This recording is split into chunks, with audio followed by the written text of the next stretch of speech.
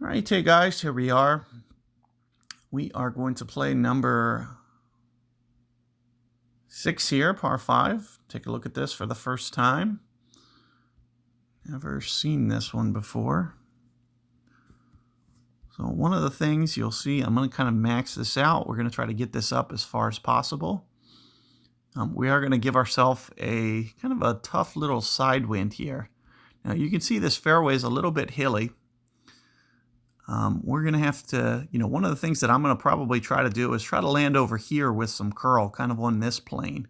So I'm thinking at least 5, 6 rings here. It's about 6 rings because and the reason I'm playing less is because it's an angled wind. So instead of, I'm only going to need to go over kind of half as much. But you'll see what I'm doing with this curl as well. So let's just see, that's too much curl. So that was actually too much curl, and it doesn't hop over this bunker. So let's just see how this looks and plays from there. Because I would imagine it's going to be kind of a common thing. If I would have hit perfect ball there and not caught that great, that would have probably been okay. But you'll see with just 1 or 2 rings difference how that's going to affect, your ability to thread through there. So you can see that that gap there is kind of tight, and it's going to be, kind of a common miss is what we just did. Now, the only other thing that we can try to do as well is we could probably try to go berserker and land on that other fairway. But that may be kind of right on the edge of where you can get a land zone as well. So they really kind of created and you can see that one goes straight through. So I'll probably try to do 1 and 1 here. Try to get one from the fairway kind of up here, just so you guys can see that look. But I do want to see what this looks like and try to help you guys walk through this, because I do think that this will be kind of a popular area.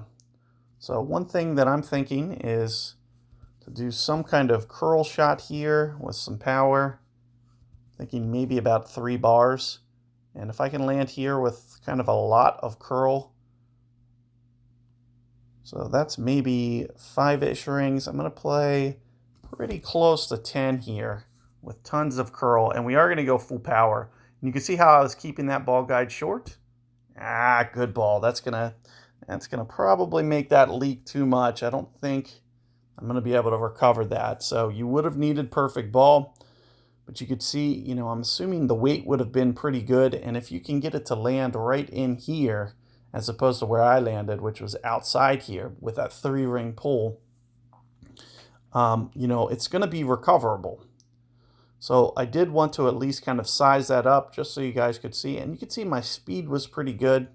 I would have just needed to get it to land kind of on this left edge. The only other thing that you could do, which I was trying to stay away from, was like a full hook shot. And the biggest reason I didn't want to do the full hook shot and go off towards the end of the bullseye, I think it would have been too much. It would have been, you would need to land kind of where I just did, like towards the right half of that fairway, as opposed to, because I think if you went for the full hook and landed towards the left of that, you would end up going too much. So as long as you have, your Spitfire on and it has a good curl, towards that max, you should be able to get enough, but you'll just have to get it to land just a little bit more aggressively than I did. So let's take a look at this. I'm assuming it's going to be a very small ring adjustment. This is probably 3.5, 7, 14-ish, right around here. Maybe just a little bit more. So 15 per ring or so, I would say. So this would just come down to perfect ball and about 3/4 of a ring here. Somewhere around here. If you want to see, it looks like it's still just right inside the cup. And it really just going to come down to perfect. You'll see I catch a great ball, so it's not going to go in. But with the perfect, definitely would have had it there. So, hopefully you're able to avoid catastrophe. The the more practice we get that, if you have a power 4 ball as well, just imagine how much easier that sand shot would have been, because I would have been able to get that wind down and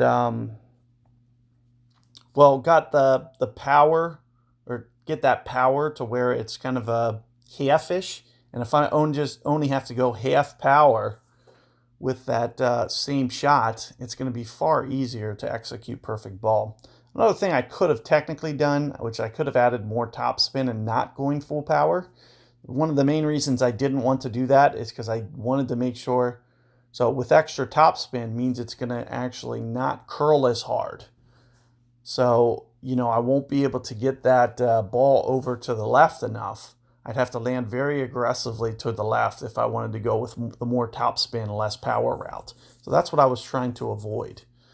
So, do check out my other guide. I'll try to get, one version from the fairway, and we'll try to start getting dialed in on that one as well. So good luck there, guys, and I'll see you guys on the next one.